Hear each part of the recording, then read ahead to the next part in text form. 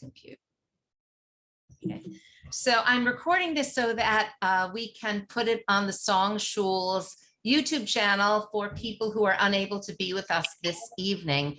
But I want to welcome all of you to a really amazing hour. As I have mentioned to a few of you, until Sari Springer approached me, I had never heard of Usher 1F.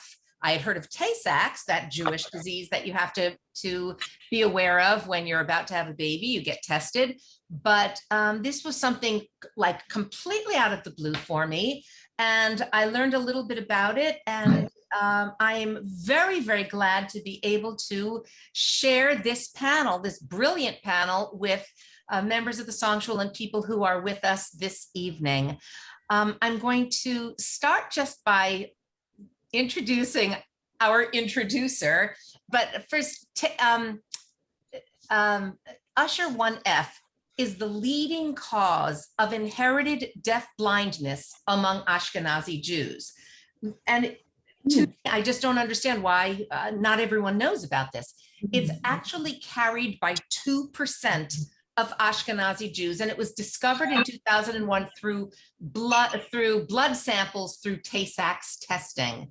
The people you're going to hear from tonight, I'll tell you about in a moment, but first I want to just introduce you all to Sari Springer. Sari Springer is the director of Usher 1F Collaborative. She is also a member of the Song Schul, and she's just a darling individual and a powerhouse of a woman. So I'm thrilled to be able to welcome Sari. So here is Sari. How do you turn off the audio and turn on? And I've just muted someone. So go ahead, Sari. Okay, great. I'll just start off with a short introduction, Eliza, and then turn it back over to you to introduce everybody else as well. So first of all, good evening, everyone, and welcome to a very personal webinar. As a lawyer and someone who has hosted and presented on multiple webinars, especially Sari, you're muted. mute. Yeah. Thank you. Oh, okay. So We heard as some, okay. You know what? I would like everyone except Sari to please mute. Thank you very much. okay, perfect. So as I was saying, as a lawyer and someone who's hosted and presented on multiple webinars over the years, especially during COVID, I have to say that this is by far the most critical and heartwarming presentation in which I have participated.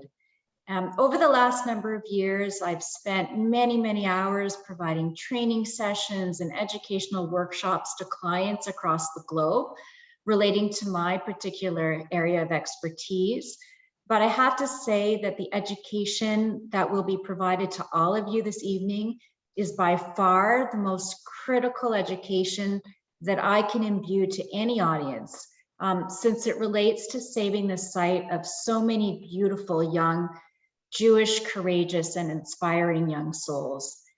I'm by no means an expert in Usher 1F syndrome, and I'm constantly in awe of my sister-in-law, Melissa, when she speaks so eloquently about the science behind this Ashkenazi Jewish syndrome, sounding like a highly accomplished scientist and physician herself.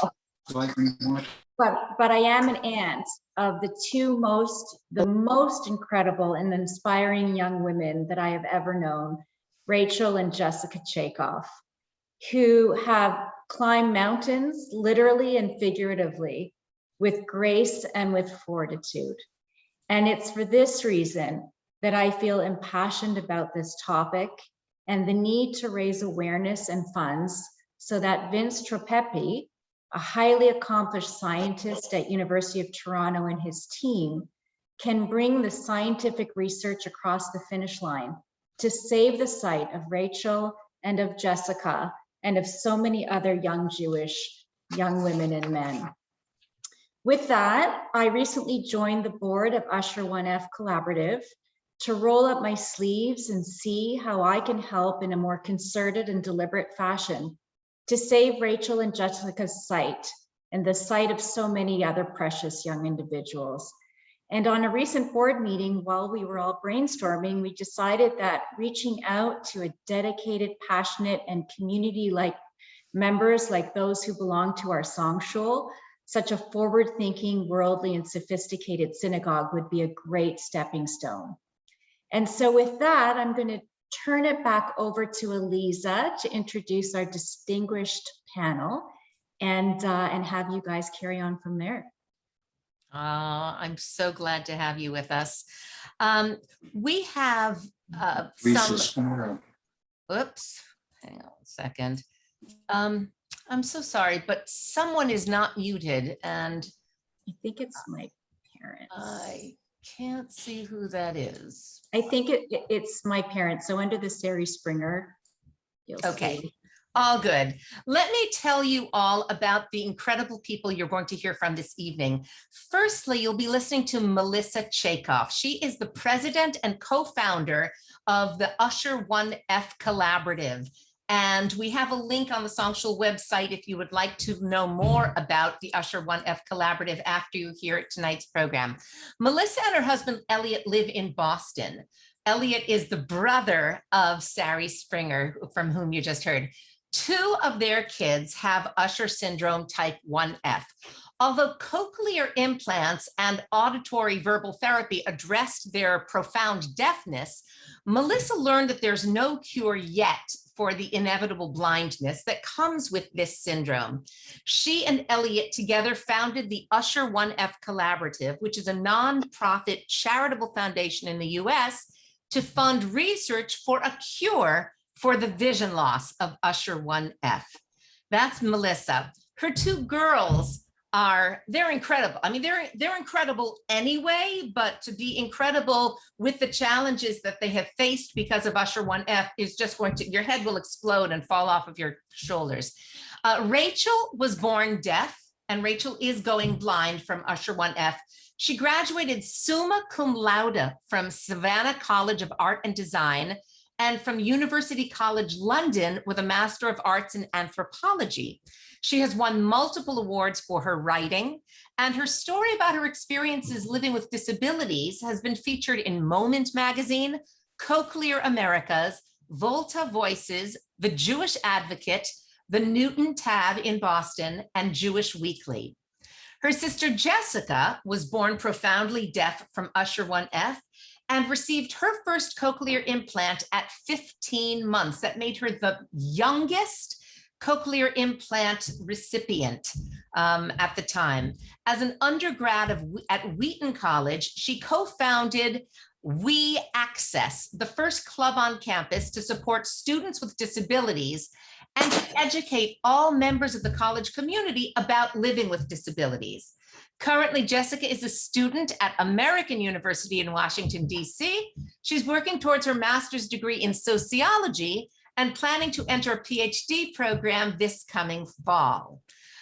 Finally, our final guest is Dr. Vincent Tropepe, PhD. He is a professor right here in Toronto in the Department of Cell and Systems Biology and Vice Dean of Research in the Faculty of Arts and Science at the University of Toronto. He received his Bachelor of Science from McMaster University, his PhD from the University of Toronto, and he trained as a CIHR postdoc fellow at the Whitehead Institute for Biomedical Research at MIT. He has received widespread recognition and grant funding for his research in Usher 1F. And I'm telling you, folks, he is the guy who is going to find a cure. I believe this. I believe it's going to happen. It's going to happen with your help, but he is the guy. So with all of that being said, you now know who our panel is. Okay, I just want to find out what the extra noises are. Not sure what that's all about. I think, Eliza, if you go to mute all, because I think it's my parents who are on. Okay, all right. Go mute all. Okay, and I hope I'm just going to unmute Jessica and Rachel and Melissa and Vince, so you guys can unmute when we get to you. So now that you know who this panel of stars is, I want us all to hear from them. So we're going to start with Melissa. And I would like to know from Melissa, Melissa, welcome. I'd like you to describe how you first learned that Rachel and Jessica were deaf and what went through your mind when you received the diagnosis. Similarly, can you describe the learning of their Usher 1F diagnosis and their progressive vision loss? Sure. We had no, that we knew of any deafness in the family, any blindness in the family, because this is a mutation that both parents have to carry. And then there's a 1 in 4 chance they'll have a child with it. We hadn't seen it. And having a child with normal hearing after, I don't know how I picked it up so early, but I know by the time Rachel was a week old, I was concerned about her hearing because she didn't startle. And when I said something to the pediatrician at her first visit, she was 2 or 3 weeks old, he told me I was an overly anxious new mother who didn't understand how newborns react to sound. And my husband was in his surgical residency at that point. In fact, at that point, he was in a break between his junior and senior residency at MIT. And he had to pull out one of his textbooks to see when newborns should respond to sound and how. We tried to convince ourselves that everything was okay. When I went back to the pediatrician for Rachel's 2-month visit, I told him I really didn't think she could hear. And he said, I'll show you she can hear. And he banged something behind her head and he couldn't get her to respond. And he referred us. We were told when we went for the test in Boston that it would take a half hour. 2.5 hours later, we were looking at each other saying, we're not going to get good news. And we didn't. The audiologist brought us back and said, your suspicions were correct. She has a severe to profound hearing loss. And we had no clue what that meant. We were new to the world of hearing loss. And I was like, well, what does that mean? Is she deaf? And Rachel did start out with a little bit of residual hearing. She got some hearing aids. We started to see some mild responses. And then between 10 and 18 months of age, she lost every last bit of residual hearing. We were fortunate. We were connected to the right people. And we learned about the cochlear implant. There wasn't another child in all of New England at that point. We went down to New York University, where they quickly identified her as a candidate. And a few months later, in 1989, she got her first cochlear implant as part of the FDA clinical trials. We had a pediatric neurologist tell us that he thought that her deafness was caused by a virus I had when I was 5 months pregnant. It was just a mild flu. Made me scared to death in my second pregnancy. My son was born with normal hearing. And then I was pregnant with Jessica, and I don't even think I said anything to my husband because I thought he's going to tell me I'm crazy. But I remembered with my son, because I was aware of it, that I could get him to move if I banged loud. Like my father was an elementary school principal and he got me the big cymbals the kids would bang together to try to get Rachel to respond. And I was banging them in front of my stomach at 7 months into the pregnancy, and he would respond. My stomach growled, he would respond. When I couldn't get any of that to repeat with Jessica, I thought, she's deaf too. I know she's deaf, but nobody will believe me because she's not even born yet. And she wasn't even 24 hours old when, because she was high risk, they tested her and she flunked the newborn hearing screening. The first time, I think we were devastated. We spent the first 24 hours crying. We didn't know what to do. We were lucky because my dad was an elementary school principal at a private school in Baltimore, and he had had a student who was starting kindergarten, and she had a moderate hearing loss. And then she had been accepted the summer before starting kindergarten. She lost all of her residual hearing. Her mom called my father and said, what should we do? And he said, let's try. And, we'll reassess and we'll see how it goes, but let's give it a try. Well, At that point, the girl was 11 years old and had been doing beautifully. And her mom was my first connection. And she became my mentor and guided me. When with Jessica, Rachel was 8 years old, almost 8, and we were just about finished with auditory verbal therapy and the weekly sessions. And I was like, okay, we're going to do this again, but I don't want to take so long to get started. And that's when we started pursuing an earlier cochlear implant. I went back to NYU, and the youngest child at that point was 20 months old. She was 14 months old, and he said, when do you want to do this? And I said, as soon as you're willing. And when he said to me, how about next month? I almost fell off the chair. I was like, you have a patient. And so at 15 months, she got her first cochlear implant. It made a huge difference.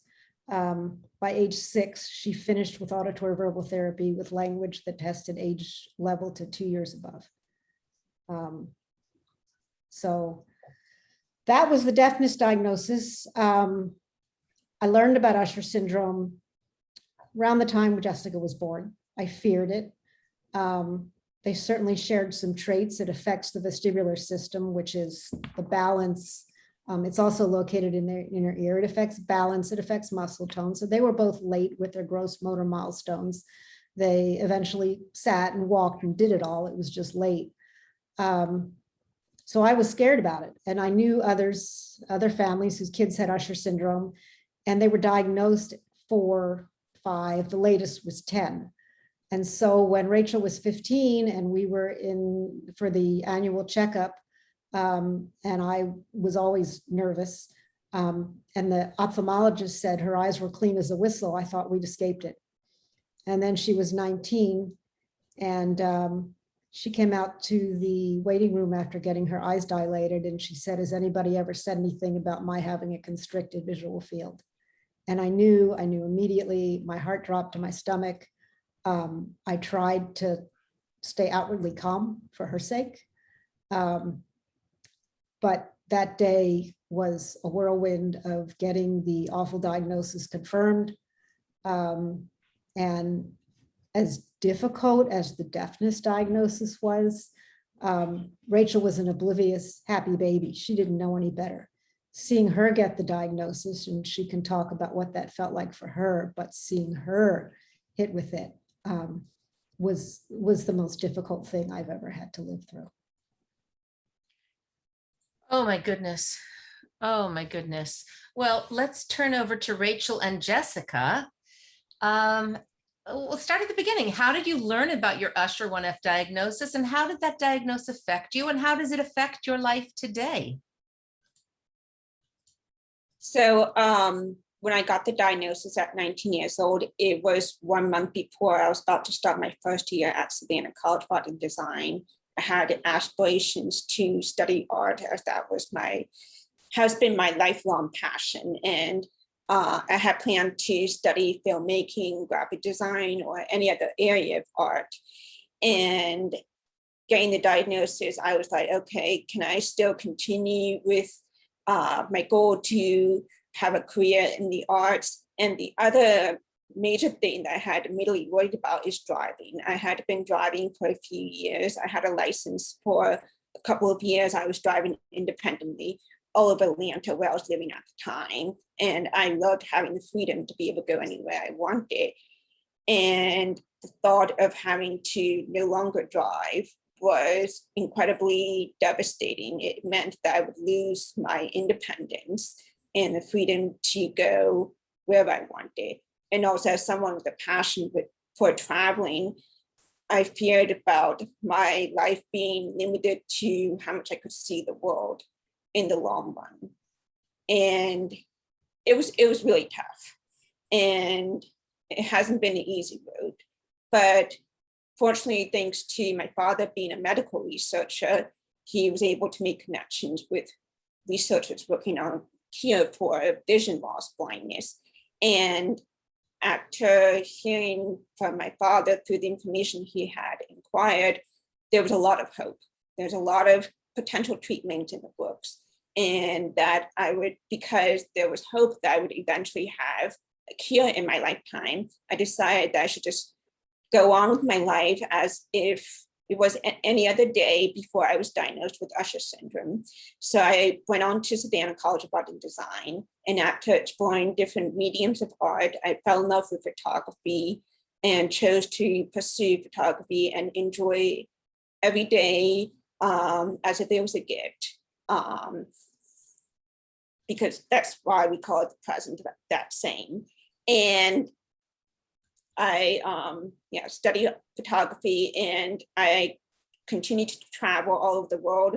During my college years, I went up to all different places in Europe. I also went to Australia, New Zealand, and then to Peru in South America. And I did not allow the Usher syndrome to stop my life and stop me from doing what I wanted to do. And as noted earlier, I graduated summa cum laude from Savannah College of Art and Design, and then went on to grad school in London. And I'll stop there, but I can later on share what I have done from there. Okay. Jessica? So Rachel and I are both about 8 years apart from each other.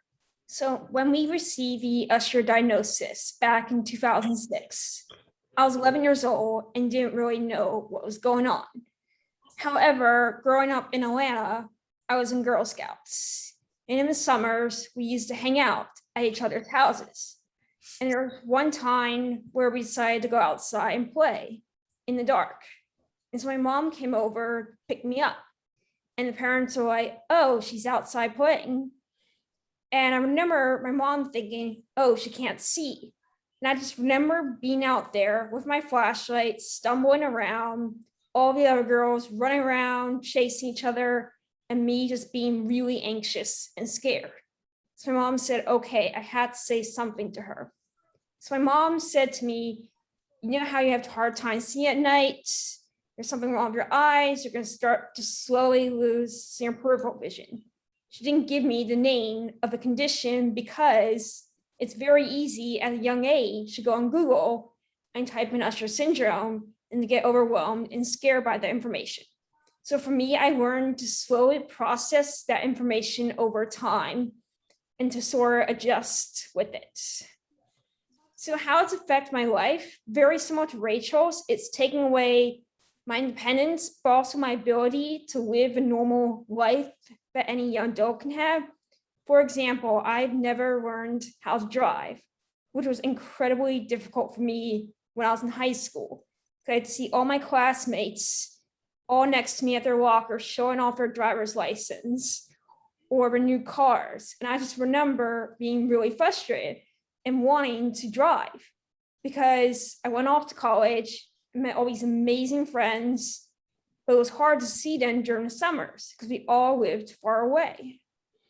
But what's been amazing to me is the work that my parents have done in trying to get researchers together, get organized, and funding cures towards 1F, which has given me a ton of hope.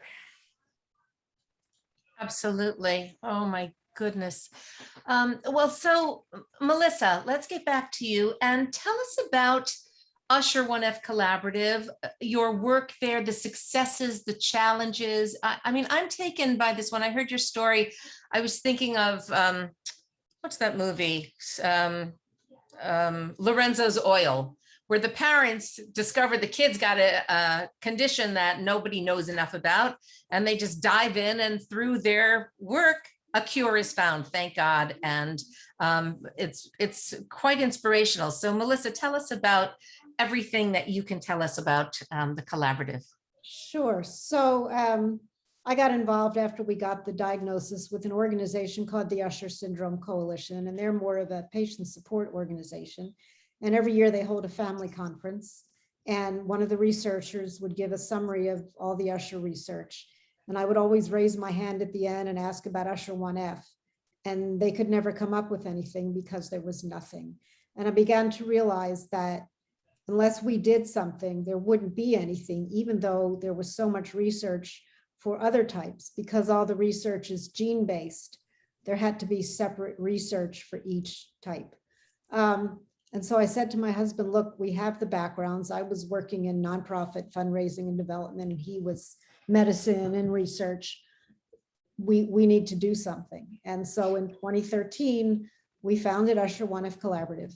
There was no research. There was one researcher who had it in his future plans. Today, fast forward 8 years, we have 8 research labs around the world. We have funded 4 million, and our researchers have raised another 2 million in research. We have multiple gene therapies, drug therapies, and one researcher working on stem cell therapies in testing and development in the lab. And I should also add, we've had multiple families join our efforts. We started, we knew 2 others, we now have about 70. That's an incredible statistic. That's progress that is not to be believed. What are some of the challenges that you faced within the organization? Well, I think one of the bigger ones, first of all, it's a rare disease. So it's, you have other diseases like pediatric brain cancer, and it's really easy to get people to help and to donate because it could happen to anybody's child. But if your child isn't born with Usher 1F, they don't have it. But the other issue is that the younger children haven't been diagnosed. Their parents know they're deaf, but most of them, they don't know about the vision loss till a little later. And the older generation is in the pre-cochlear implant era. And so they are truly deaf. They communicate through sign language, or if they've lost their vision, through tactile signing, and they're difficult to reach. So we kind of have this niche of families in the middle who work with us, who have the diagnosis, who are motivated for their kids. And we have some younger adults who have Usher 1F who are working with us because they so want to save their vision. They've all lost some vision. They don't want to lose more. How do you go about raising funds for the collaborative? Because I mean, to have 8 places, 8 research centers, that's a huge success to be able to fund, this direction. Well, it's a bit of an, if you build it, they will come. So as I said, we started, knowing 2 other families. Now, if you Google Usher 1F, we come right up. We have a number of families. Our main partners are in New Jersey. They have a little boy who is, if you go to our website, he's the first screen at the top that you see. He's 9 years old. And we were very complimentary as couples in terms of what we brought to the table. And success breeds success. So the more we were able to accomplish, the more attention we attracted and the more interest we attracted, and the more we appeared to be a worthwhile investment. Absolutely fabulous. We just heard from these lovely girls. Can you describe these daughters of yours? Tell us about their accomplishments in your eyes. And can you share with us your fears for their future, please? Sure. So, when we got the deafness diagnosis, after doing a lot of research and, seeing kids who had been raised in different modes of communication, sign language, orally, mainstream, special schools, we said, we're going to raise our girls with the belief that they can do anything they would have done had they not been born deaf, with a can-do attitude. And we did, but they took that and they ran with it. Rachel was born with an attitude of, if you tell me it's a challenge and I can't do it, I'm going to prove you wrong. And she's done that many times over the years, from becoming fluent in French when she was told by the special ed director she couldn't study it, to joining the Peace Corps, fighting over 6 months to get into the Peace Corps after being denied the first time. Not only serving successfully in Cameroon in Africa, but winning the first ever award from the US ambassador to Cameroon for her service. Jessica, again, just excelling in school, letting nothing stand in her way academically, pursuing a PhD at this point, and for her compassion for others who have disabilities, using her viewpoint and life's experiences to improve the world for others. And going forward. Yeah, so my fears, my fears are that that blindness could hinder their lives. I've met people. Jessica and I just had lunch today with a woman who's 65 and she's now totally blind. And I can see how difficult it is for her. I can see that she had to retire, and technology is wonderful today in what it allows those with disabilities to do. But I don't want that for them. I want them to always see as well as they hear. I want to know that if they want to travel and see the beauty of another country, they can do that. I don't want them, I want them to be able to maintain their independence. That is so important to them. So yeah, that's my fear, that blindness could take away more. Okay. I have a question, but I'm going to save it for when Dr. Tropepe is speaking. Let's go back to Rachel and Jessica. Rachel and Jessica, can you describe some of the challenges that you faced growing up as one of the first? Rachel was one of the first children to receive a cochlear implant, and Jessica was the youngest child at the time to receive a cochlear implant. Describe some of the challenges that the battles you had to fight in school over the years, please. For me, a couple of the challenges I faced growing up is one, because I didn't receive a cochlear implant until 2 years old. And during the first 2 years of my life, I was totally deaf. And it's important to note that the first 3 years of a child's life is the most critical for language development. And when they miss a large chunk of those critical years, they face the lifelong challenge of delayed language development. So growing up, I needed additional support in school to close the gap of my listening and spoken language skills, and particularly in the area of reading comprehension and vocabulary. And so I had to work, I would say, 10 times harder than hearing peers in the classroom in the subject of English, and also sometimes in science and history, where there were a lot of complex reading materials. And I had to really work extra hard to learn the vocabulary, work on my reading comprehension skills, and also writing, because my grammar was also affected. I was often making grammatical errors, because for hearing people, they learn grammar naturally through listening. But because I missed the critical years of learning the grammar through listening during the first 2 years of my life, I had to learn grammar from scratch, starting at 2 years old when I first received the cochlear implant. And my mother and my therapist were wonderful in working with me in teaching me the grammar and reading comprehension, writing skills, but I still didn't need it, the extra support in school, which I got. And then the other challenge I faced was constantly being told what I couldn't do because of my hearing loss. For instance, as my mom has mentioned earlier, is French. Prior to starting high school, I was told by the department head of special education that I could not enroll in French class as I requested, because I long had an interest in learning a foreign language. And I fought back with tears and said, no, let me try. And so I won the battle and took French all throughout 4 years of high school, received A's and other honors. And the funny thing is, it was a fought battle, because I then went on to have a career that required French. I served in Cameroon, where one of the official languages is French. And then I worked in international development. And then the last 4 years, I worked in Francophone countries where I needed to be able to speak French, especially when I traveled overseas to Francophone countries in Africa.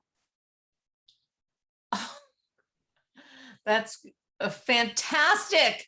You guys need to be inspirational speakers. You need to be motivational speakers. You need to go to schools where kids need to hear how to overcome challenges. Jessica, can you share a little bit of your challenges? Absolutely. So similar to to Rachel, I've also had to work incredibly hard in catch up with my own language, even though I was implanted 15 months. I remember I would take hours to finish homework. People would say to me, oh, how long does it take you to do homework?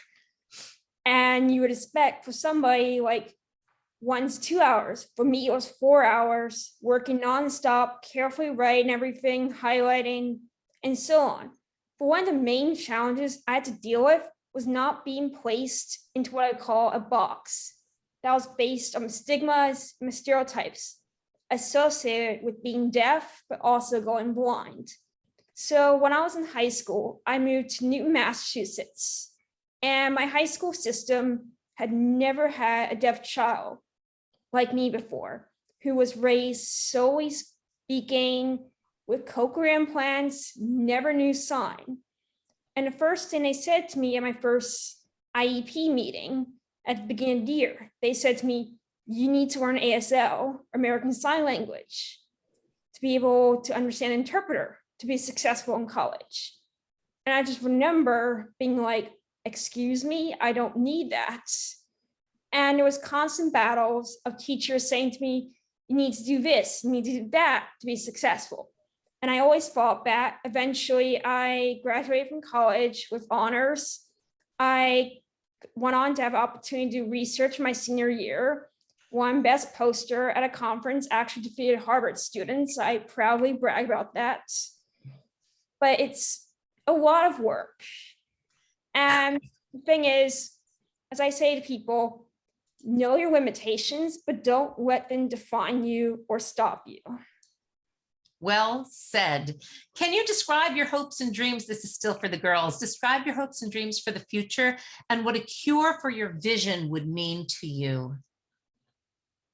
For me, right, so at some point in college, I had to eventually stop driving, primarily because I had a car accident and was traumatized by it, and I did not want to put myself in the risk of another car accident.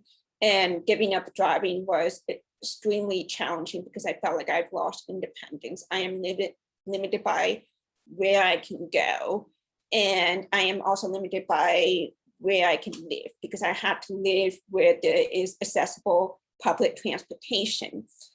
And also I have to worry about how much longer I have to be able to see the world as I travel, because traveling is one of my biggest area of passion. And plus I travel a lot for work. And so seeing the world is important. So having a cure would mean for me being able to drive again, having the independence again, having the freedom to go wherever I want, be able to live wherever I want. And also I'm married and I'm fortunate to have a wonderful husband who is happy to drive me to places, but he deserves to have a life of his own. And plus when we go on long road trips, this poor guy has to do all the driving and I want to be able to help him drive. And so having the care would mean that my husband wouldn't have to drive as much as he does today, especially on road trips. And also a cure would mean for me to no longer have to worry about not being able to see the world when I travel. And I can continue to see without worrying so much about the time I have left with the vision. Hear, hear. And So- Jessica. So I definitely want to add on to that, in particular, the story that just came to mind. When we were growing up in Atlanta and Rachel could still drive, there were occasions where Rachel and I would sneak out of the house and go get ice cream at our favorite place called Cold Stone. And one of the reasons why we were able to make that decision was because Rachel could drive. And one of the things I want to be able to do again is be able to say, hey, let's go for ice cream without having to get into an Uber. But the thing is, one of the challenges of Usher syndrome for me has been, in particular, deciding where I want to go for a PhD program. So I'm very into sociology, and I really want to go into academia, in particular with teaching and research. But one of my biggest concerns is location. And there's certain programs you can apply to that are fantastic, are great programs. But here's the issue. They have limited options in terms of public transportation.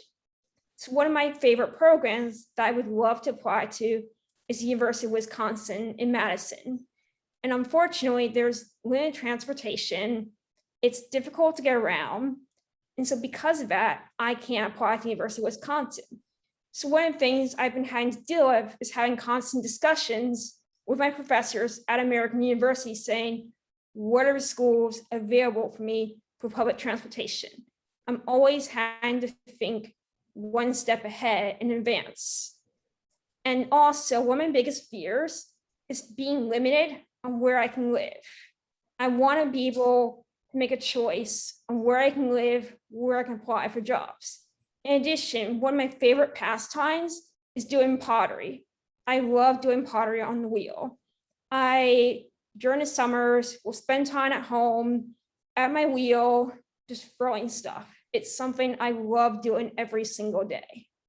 And one of my biggest fears is having to give that up due to my vision loss. So one of the things I tell people is we often take our vision and many of our other major senses for granted: touch, smell, hearing, and vision. So imagine having that sense all your life and then suddenly losing it. And so what a cure would mean for me is be able to continue living my life, being able to get a good career, continue my pottery, and be able to make choices on what I want to do, and not be inhibited based on my vision. Great. Well, let's talk about this cure.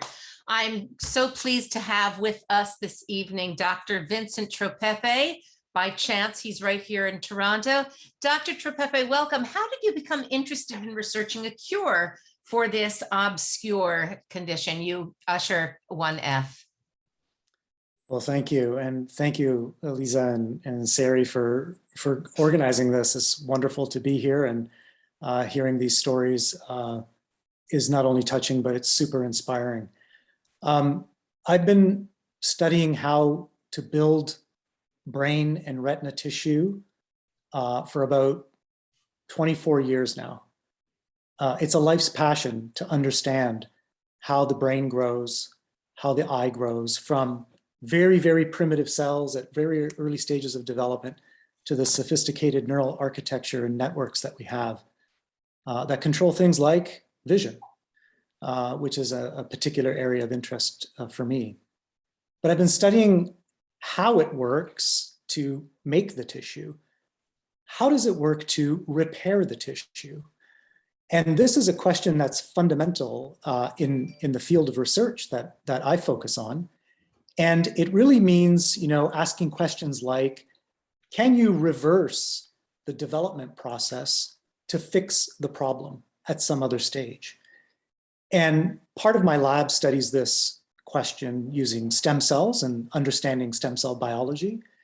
And the other part focuses on genetics and trying to understand, how do you fix and repair tissue by manipulating genes, turning certain ones on or off, to essentially replay the program, but in a way that you can maybe correct any particular problem that might arise.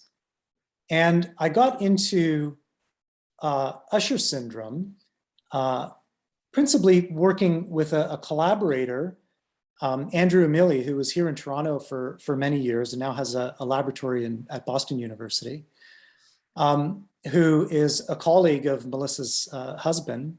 And we have been collaborating on a number of projects where, Andrew's specialty and interest is understanding the networks of molecules that work to control the cells and tissues. And my area is to understand how those networks come together to control the cells building those tissues. And so we've been thinking about this problem together, and my desire to understand how to repair tissue. And we wanted a model. We use animals in our research, and we wanted a model to understand, well, how can we repair the tissue at a very early stage? Instead of waiting when degenerative diseases have taken hold at older stages, how can we think about repairing it at early stages?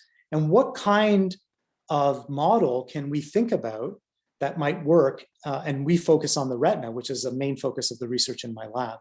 So we came across Usher syndrome as a potential really key disorder to focus our attention on.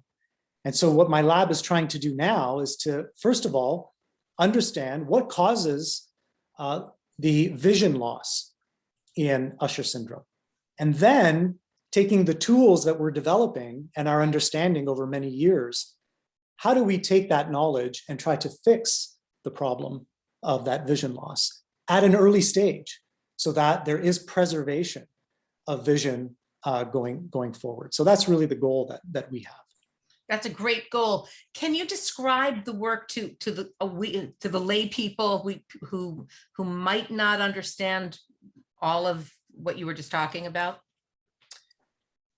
One of the challenges with vision in Usher syndrome is that in the retina, at the back of the eye, there are cells that capture the light and called photoreceptors, and they transmit that signal to the brain that tells the brain what it's seeing.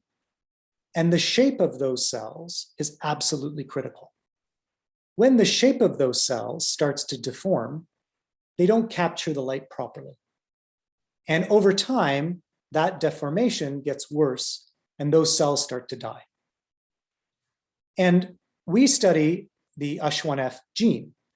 And what we've learned so far is that when that gene is altered in a negative way, then those cells in our animal model start to change their shape and eventually die off. And so now what we're trying to do is correct the gene mutation in our animal model so that those cells don't deform anymore. And in fact, what we're hoping is that because these cells kind of turn over these proteins, they might actually repair that structure. And so that's what we're trying to focus on at the moment. Excellent, very clear. So as a cochlear implant can address the deafness, can this blindness be addressed with some kind of an eye transplant, or is it something that is not the eyeball itself? Is that not going to help it? You know, there's there are a few avenues for therapy for retinal degenerative diseases. There's research that is looking into technology and assistive technologies like the cochlear implants, that sort of analogy, and we're quite a ways away from that sort of approach, I think, for vision loss, but it is something that people are interested in.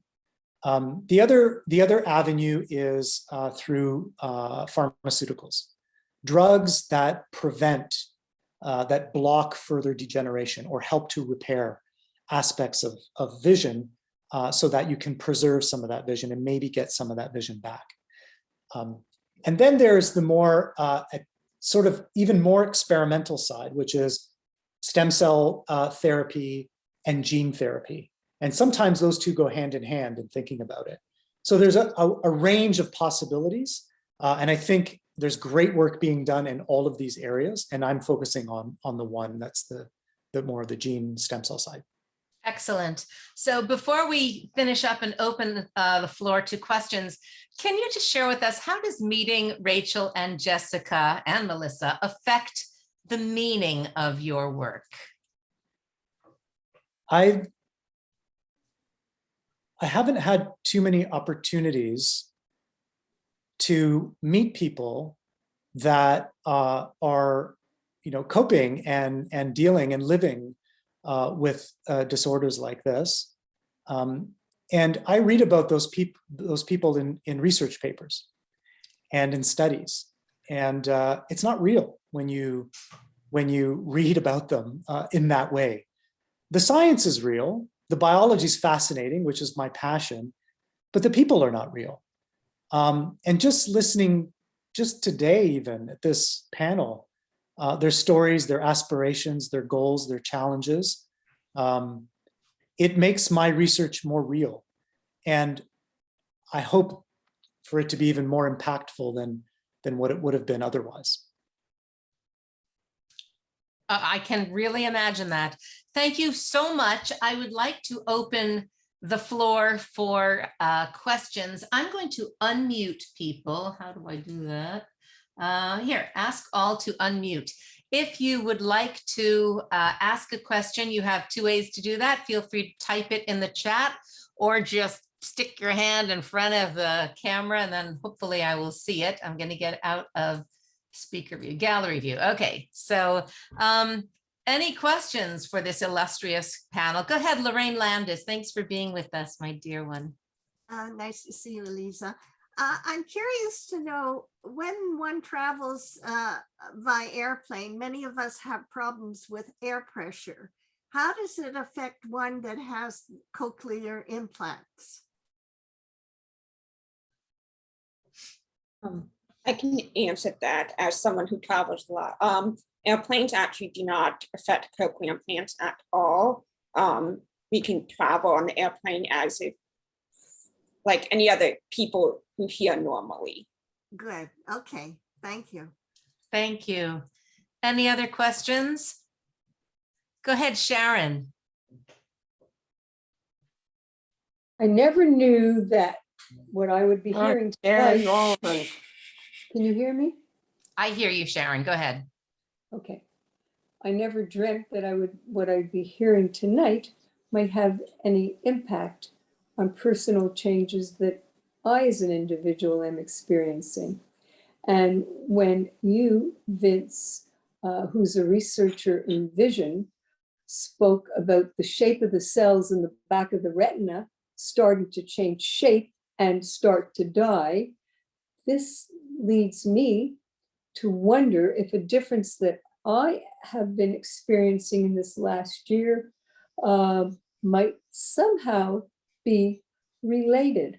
I always feel that, but I know there's a difference between the retina and the cornea, but I always have been feeling recently that there's something abrasing my cornea. It feels different in the left corner of the left eye.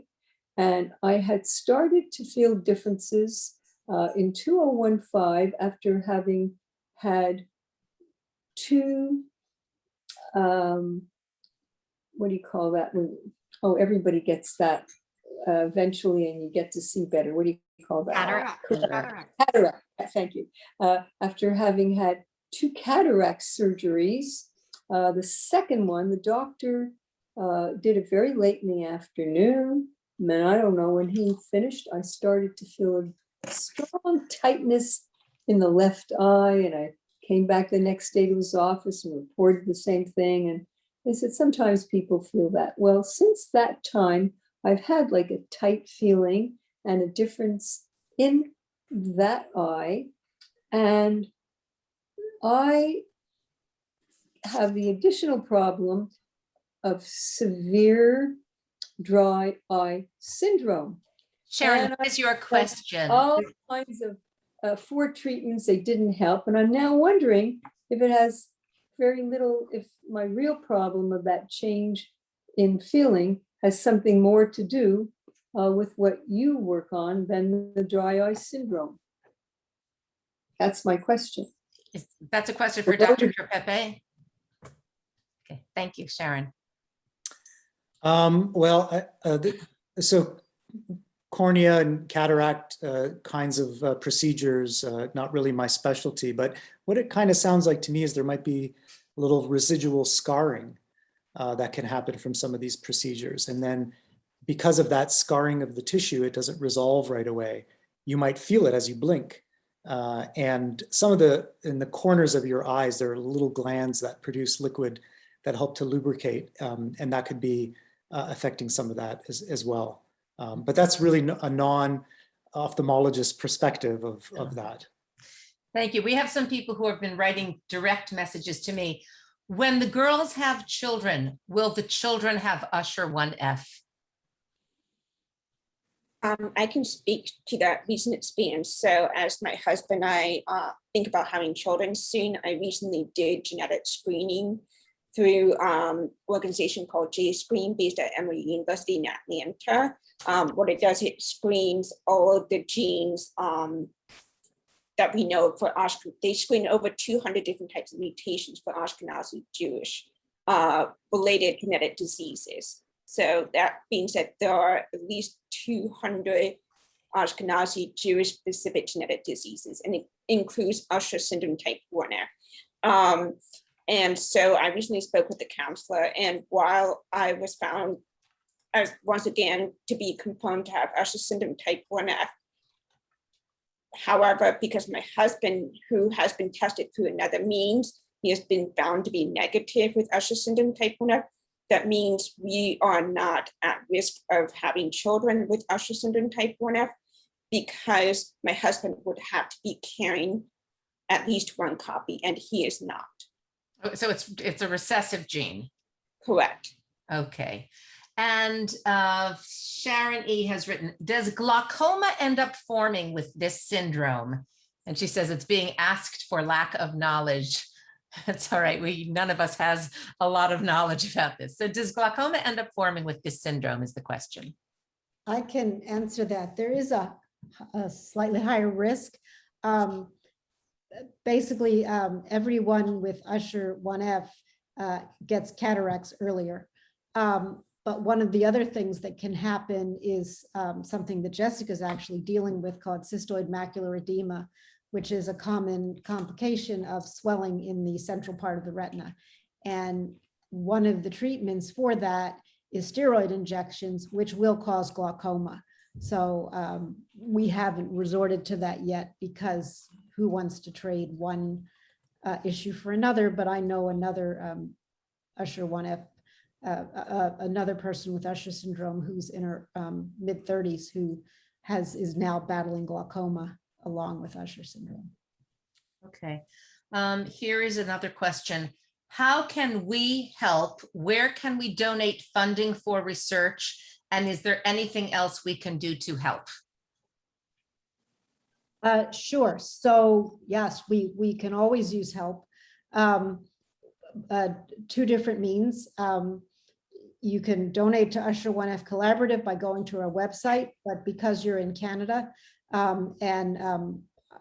donating to us will not provide a tax receipt that's good in Canada, you can also donate directly to Dr. Tropepe's work at the University of Toronto, and that is a tax deduction in Canada, and he can let you know how to do that.